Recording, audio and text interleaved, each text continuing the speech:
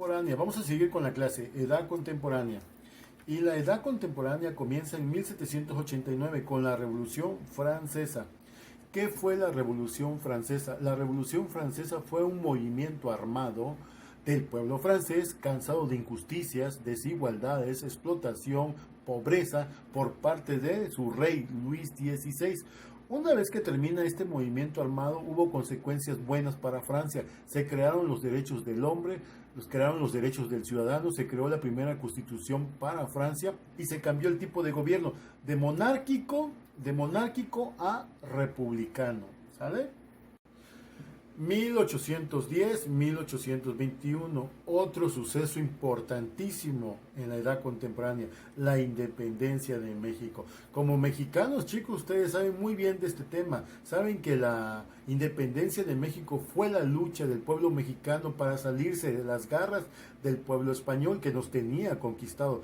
Los máximos héroes de la lucha de libertad de México fueron Miguel Hidalgo, Ignacio Allende, José María Morelos y Pavón, José Martínez Domínguez, Agustín Iturbide, Vicente Guerrero.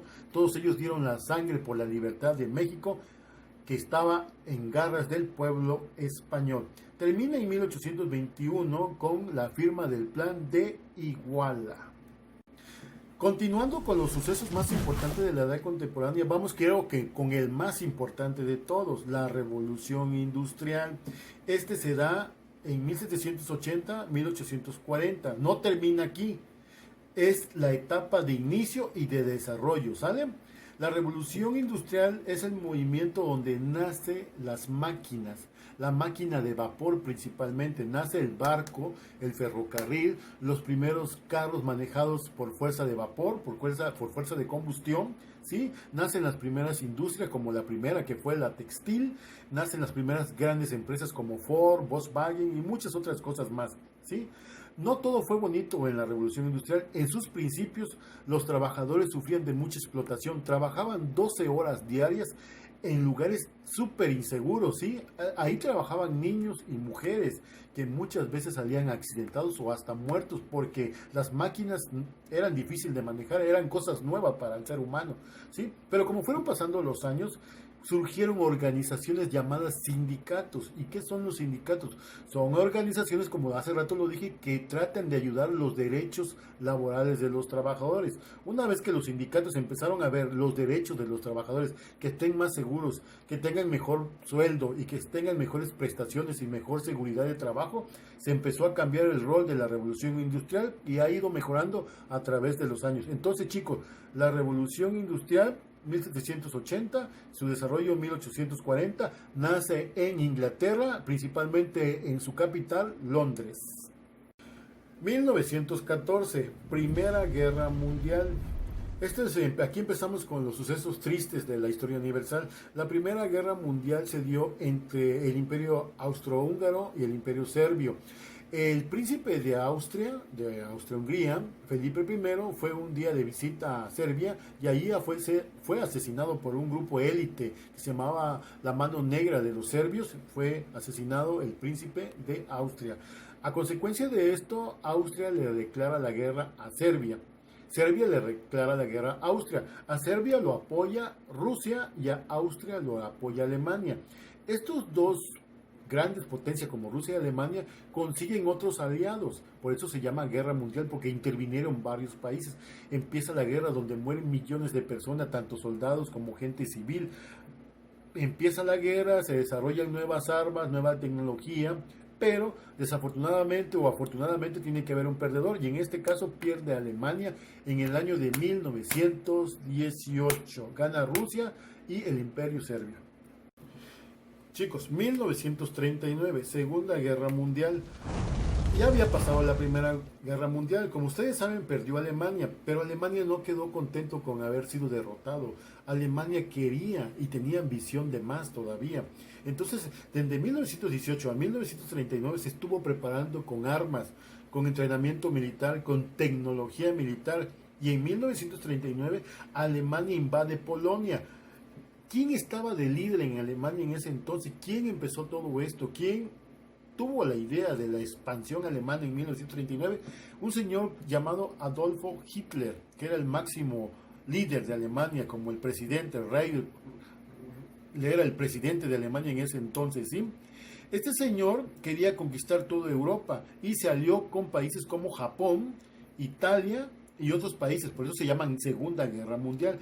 Del lado de los buenos, por decirlo así, estaba Inglaterra, Francia, Bélgica.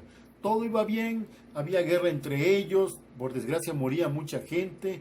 Sin embargo, Japón se le ocurre un día atacar a Estados Unidos, a una base militar que se llamaba Pearl Harbor. Estados Unidos había permanecido quieto, tranquilo, no quería problemas, pero como lo atacaron, se unió a la guerra, se unió a Inglaterra, se unió a Francia y a Bélgica. Entonces Estados Unidos empieza a incorporarse en la Segunda Guerra Mundial. Y buena noticia para ellos, porque se le une Rusia. Y ya Rusia, Estados Unidos, ya era mucha fuerza para Alemania, Japón, Italia. Entonces empiezan a luchar y se empieza a decaer el lado el lado de la alianza de Alemania. Y terminó cuando Estados Unidos lanzó las bombas atómicas de Hiroshima y Nagasaki. Ahí fue prácticamente la derrota de Alemania. La Segunda Guerra Mundial termina en 1945, ¿sale? Y supuestamente Adolfo Hitler se suicida junto con su gente en un búnker. ¿Sale, chicos? Pues bueno, chicos, termina la Segunda Guerra Mundial, pierde Alemania y sus aliados. Entonces, los países más poderosos que hubieron en esta Segunda Guerra Mundial fue Rusia y Estados Unidos. Hay un trofeo siempre, después que termina una guerra hay un trofeo que repartirse. Este trofeo fue la ciudad de Alemania, ¿sí? Berlín, la ciudad capital de Alemania. Por eso se llama Guerra Fría y Muro de Berlín. ¿Por qué? Porque como Estados Unidos y Rusia ganaron la guerra, se dividieron la ciudad de Alemania en dos partes iguales.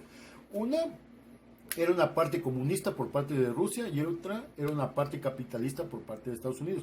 Como los comunistas no querían saber nada de los capitalistas, crearon el Muro de Berlín.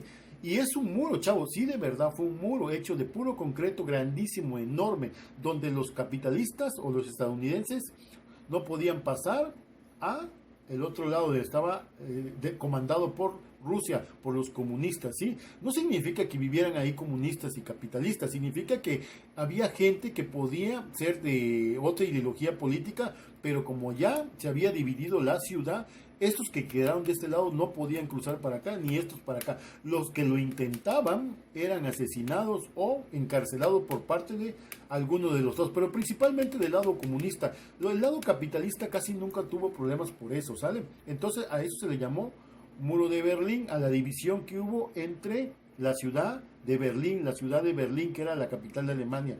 A este movimiento se le llamó Guerra Fría. ¿Por qué se le llamó Guerra Fría? Porque fue una guerra fría, no hubo disparos, no hubo bombas, no hubo cañones. Sí, ellos, Rusia y Estados Unidos se amenazaban, te voy a atacar con una bomba. Y el otro le decía, pues bueno, yo también te ataco, si tú me atacas, yo te ataco. Pero gracias a Dios nunca pasó, por eso se le llamó Guerra Fría.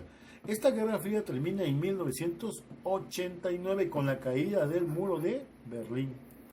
Continuando con sucesos importantes de la edad contemporánea, vamos a hablar de 1969, la primera llegada del hombre a la luna, ¿sí? La primera vez que el hombre llega a la luna, y este hombre se llamó Neil Armstrong y era estadounidense, ¿sale, chicos? Es la primera vez que un hombre llega a la luna y fue estadounidense.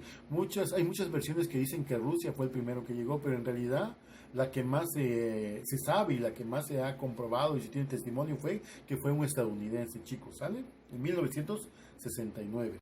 Bueno, chicos, entramos en los años 1990. Como hace rato les dije, el país después de la Segunda Guerra Mundial estaba dividido entre comunistas y capitalistas. Comunistas hay muchos países, chicos, como Cuba, China, Rusia y otros países por ahí. Capitalistas también hay muchos, ¿sale? Durante el muro de Berlín o la Guerra Fría estuvieron divididos, pero ya les dije que en 1989, un año antes, se cayó el muro de Berlín y ya todo el mundo podía cruzar de un lado a otro, ¿sí?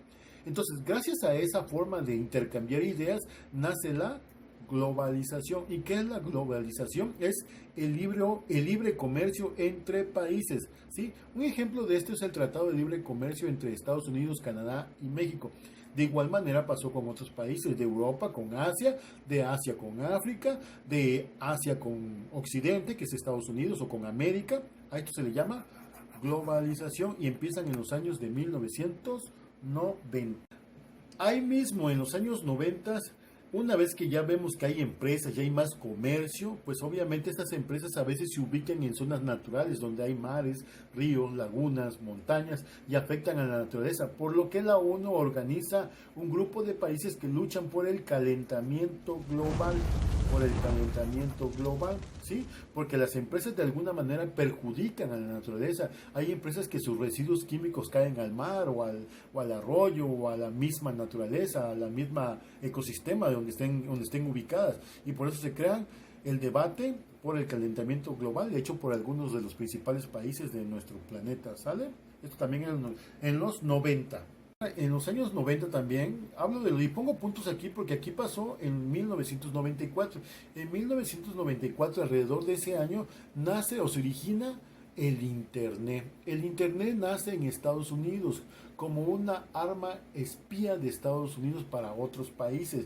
¿Sí? Al principio se llamaba NextMec o algo así, ¿sí? O ARPAXNEC. ARPAXNEC era de Estados Unidos, fue con intenciones militares. Pero ya después se le fue dando otra modalidad, se empezó a ver un negocio ahí, y es lo que ahora el Internet y las redes sociales, que son ganancias enormes para la mayoría de inversionistas estadounidenses, ¿sí? El Internet, ¿qué puedo decirles del Internet? El Internet es bueno o malo, pues de acuerdo a cómo lo uses. En mi caso me ha servido mucho como docente y como estudiante. Yo creo que ustedes también les va a servir mucho como estudiante. Ya si ustedes le dan otro uso malo, pues ya queda de cada persona. Bueno chicos, esto fue la edad contemporánea, Hace unos minutos atrás mandamos el video de la edad moderna. Terminamos, gracias. Todos estos temas que vimos desde el principio que empezamos las clases van a ser los temas de examen. Como siempre los atendió con mucha energía, con muchas ganas de verlo superarse, el maestro Humberto Agustín López Castañeda, más conocido como Master.